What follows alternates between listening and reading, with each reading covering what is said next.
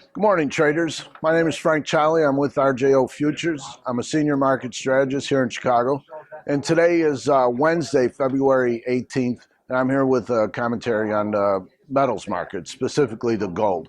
In the outside markets this morning, we have the dollar up a little bit, 43 ticks or so, around 94 and a half.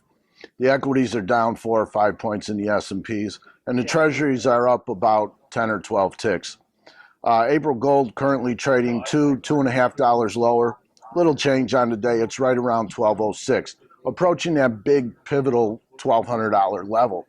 The market's been in a slide over the past couple weeks. The short-term trend is down, and you ask yourself, what's the reason for this? Well, in my opinion, the gold market's pricing in an interest rate hike mid-year. Everybody's anticipating that the Fed's going to raise rates. If you look at the Treasury market, you can see it's the same kind of trend. The trend has been down. As the futures move lower, yields go up. That's indicative of a rate hike coming. So that's what I see happening here. And when you look at the gold market, there's always a reason why traders are looking for the market to move higher. And most commonly would be the safe haven trade. But, sometimes it trades like a currency. And what I think is the best reason where gold performs the best is when it's traded as an inflationary gauge. And I think that's what we've seen recently. The market's had some big swings. We're a month and a half into the year, and we had a rally from around 1150 all the way up to 13 and a quarter, and then back down now to 1206. So we've had some big swings in the past month and a half. And again, I think it's really all about the inflationary trade here.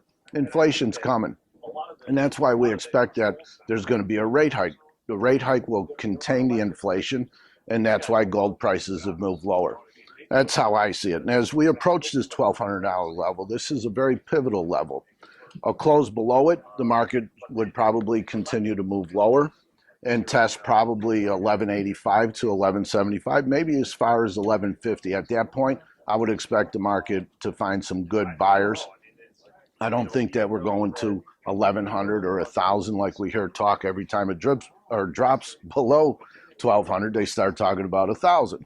So I don't see that happening. However, they may defend this $1,200 level. We see a little bounce in the market. We get back to 1,215, 1,225. It's likely a good sell opportunity. So we'll keep an eye on these levels. Again, it's real key today how 1,200 holds up or not. Also, the FOMC is releasing the minutes to its last meeting this afternoon. So that's also a report that's going to be important. If the language is hawkish, in other words, that they're talking, about raising rates, then we're probably going to see the market dip below 1,200 and we'll continue to move lower. However, if the language is more dovish, then the market's probably going to get a bounce from here. So it's important. Keep an eye on those outside markets, especially the currency and the treasuries, and see how that FOMC meeting comes out this afternoon. Now, if you have any questions or you'd like to discuss strategies with me, feel free. Shoot me an email or give me a call. And that's all I got for now. Thank you. And as always, remember that trading commodity futures or options on futures involves substantial risk of loss and is not suitable for everyone.